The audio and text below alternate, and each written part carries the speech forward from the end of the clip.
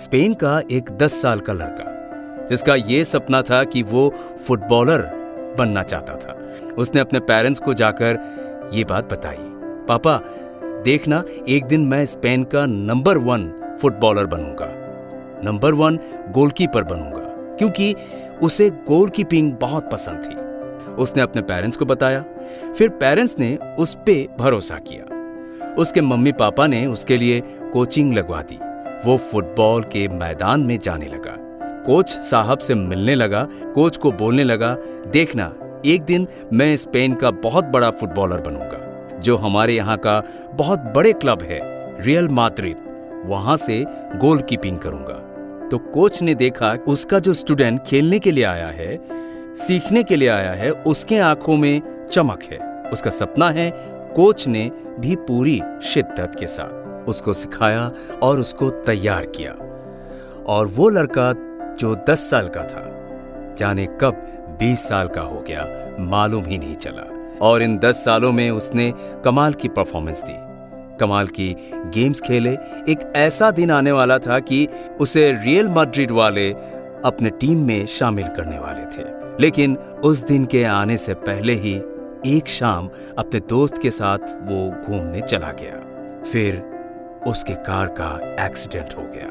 इतना भयानक हादसा हुआ कि लड़का अस्पताल में पहुंच गया। और फिर डॉक्टर ने उसके पेरेंट्स को बताया कि आपके बच्चे के कमर के नीचे का एक हिस्सा पूरी तरह से पैरालाइज हो चुका है, उसे लकवा मार गया है और आपका बच्चा अब कभी भी चल नहीं पाएगा, ना ही फुटबॉल खेल पाएगा। ये बात सुनने के बाद पेरेंट्स के आंखों में आंसू आ गए। वो समझ नहीं पा रहे थे कि आखिर इस बच्चे का अब आगे क्या होगा। उसका पूरा सपना टूट चुका था। उन्होंने जाकर के अपने बच्चे से बात की, उसे समझाया कि बेटा अब आपके आने वाली जिंदगी बड़ी मुश्किल होने वाली है। इस लड़के को जब हकीकत पता चला, वो पूरी तरह से टूट चुका था, समझ नहीं पा रहा था कि आगे क्या होगा। 18 महीने तक वो लड़का अस्पताल में ही था। सोचिए कि जो 18 महीने अस्पताल में रहेगा तो उसके दिमाग में क्या क्या चलता रहेगा, कितने सारे नकारात्मक विचार आएंगे। उसके साथ भी ऐसा ही हुआ, लेकिन उसने हार नहीं मानी। उसे लग रहा था कि लाइफ को सकारात्मक विचार के साथ वापसी करनी है। तो उसने अस्पताल में मिले हुए जो खाली वक्त था, उसका उसने सही उपयोग करना शुरू किया। उसने गाने लिखना, कविताएं लिखना, पढ़ना शुरू किया और उसे शौक था गाने गाने का, तो उसने गाने की धुन बनानी शुरू की। गाना गुनगुनाने लगा और दिमाग में जो भी आता वो लिखता रहता। वो फुटबॉल से हटकर म्यूजिक की तरफ आने लगा। उसे लगने लगा कि इसे अब म्यूजिक में कुछ करना है।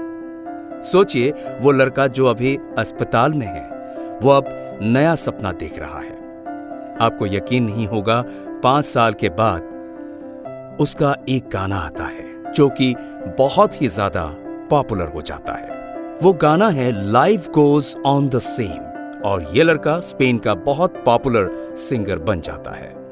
इनका नाम है जूलियो इग्लेसियास और ये सच्ची कहानी आपके साथ शेयर की जा रही है। इनकी अब तक 30 करोड़ से ज्यादा एल्बम बिक चुके हैं, कई भाषाओं में गाने गाए हैं और ये हमें बताते हैं कि अगर लाइफ में एक सपना टूट जाता है तो जूलियो इग्लेसियास से सीखिए, नया सपना देखना शुरू कीजिए और उस नए सपने के लिए मेहनत करना शुरू कीजिए।